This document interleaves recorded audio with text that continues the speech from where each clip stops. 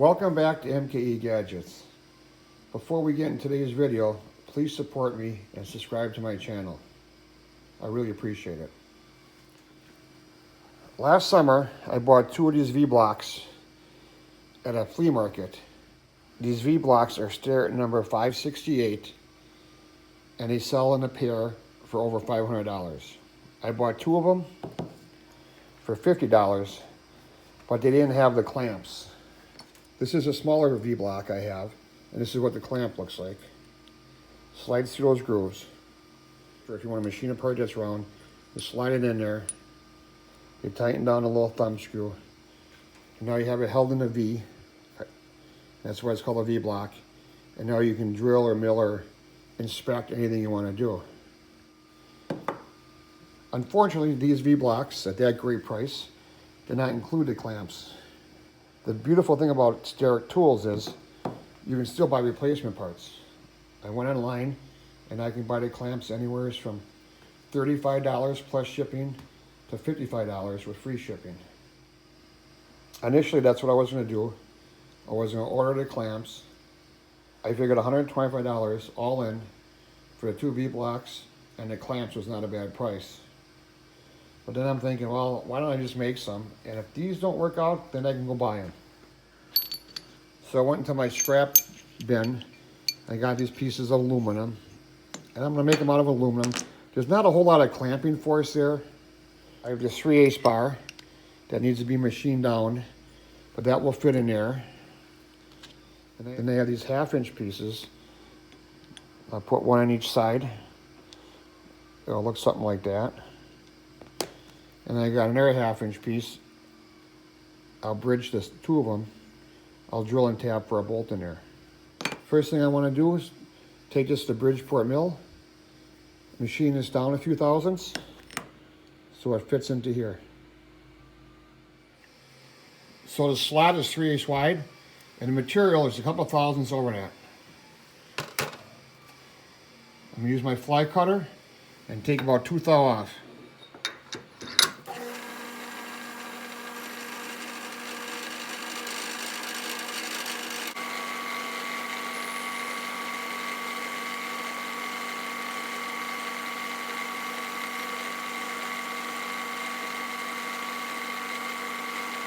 After it passed to the left and passed to the right, we're at 372 thousandths.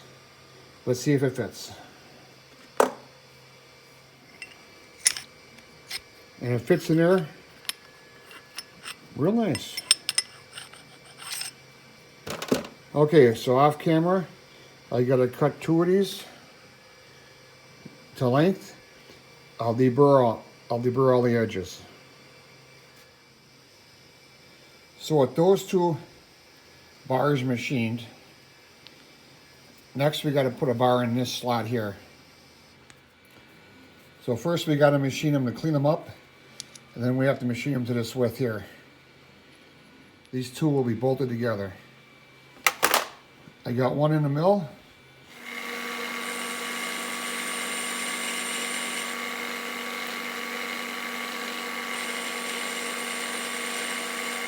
So that's 749, we're looking for 750.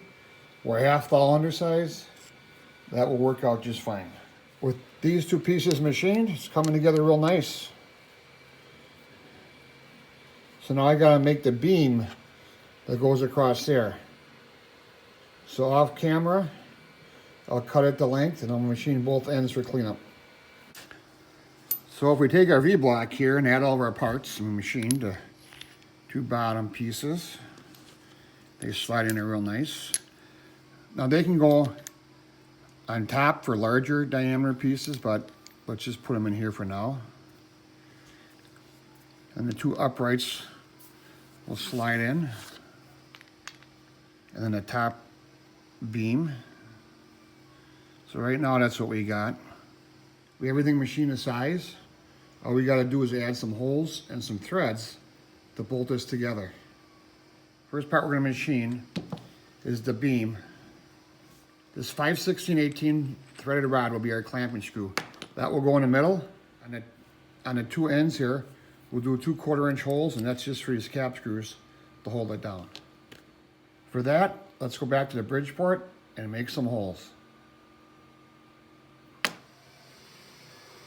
So I'm going to center drill and tap 5/16 18, and on both ends, a 1/4 inch hole. That's the clearance for a 1/4 20 bolt. Let's make some holes.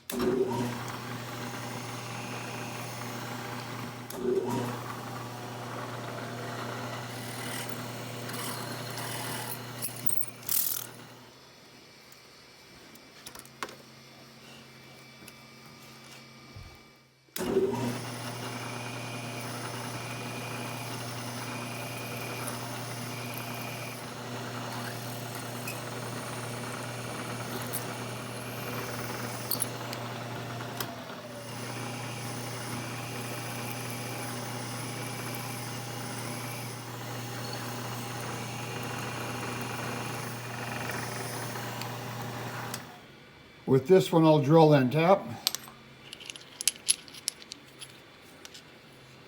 Next, I got to drill these all the way through and tap them 1/4 20 from each end. And drill some 1/4 inch clearance holes here. That I'll do off camera. This morning I started out with the V-block, no clamp. And now this afternoon, I got the V-block clamp made. Looks all finished. Put a little piece of nylon in there. I like to use stainless steel hardware so I know it's not going to rust. If I have a bigger diameter bar, I can move the clamps up to the top notch. That's not a problem. I think it looks pretty good, except for one thing. If you ever seen my channel before, there was always one thing I like to do with the aluminum, kind of hide all the scratches and layout lines I got, and that's engine turn it. So let me do a quick engine turn job. So today's project, I used some aluminum bars that are left over from previous projects, and a lot of times they get scratched and scuffed up. And I recently had a viewer friend, Josh. So Josh, this is all about you. How do I put those swirl marks on there? He kind of likes it. It's got a 1/4 inch diameter shank, and it's 1 inch diameter.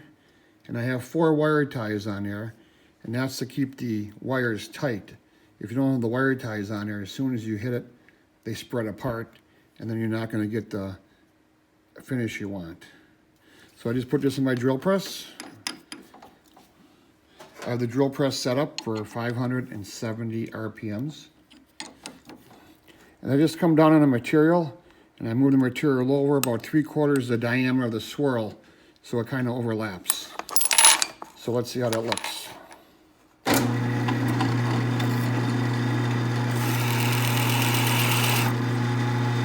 So that's one swirl. I'll move over about 3/4. And if you don't move over far enough, you get a little area that doesn't have any swirls on it. So I'll keep doing that. Flip it around. Flip it over.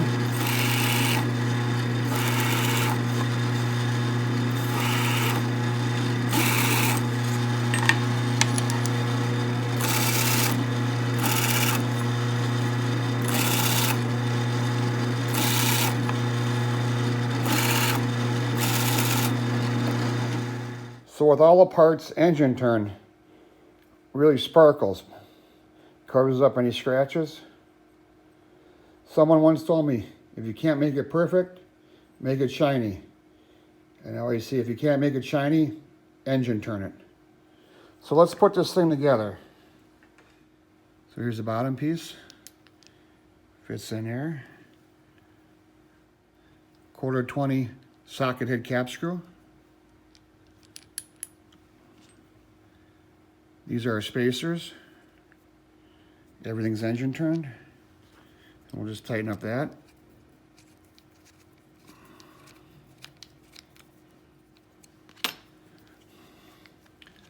Flip it over, do the same thing. Do the same thing here.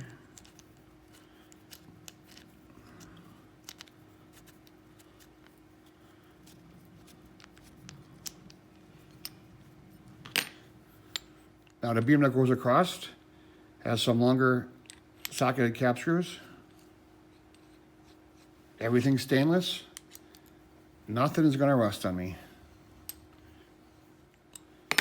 Now with that in here, it can't fall out because it's captured. Then I add my 5/16 clamp bolt. And we can add a piece of round bar. I think that turned out pretty nice. Gotta love that engine turn. Josh, it's all about you. Now the chances you go in the flea market and finding this very same V-block are pretty slim. And today's project is really about a little engine turning, a little drilling, a little machining. If you do ever find any Starrett tools at a flea market, just know that you can buy replacement parts, or you can make them. This is MKE Gadgets. Thanks for viewing today's show.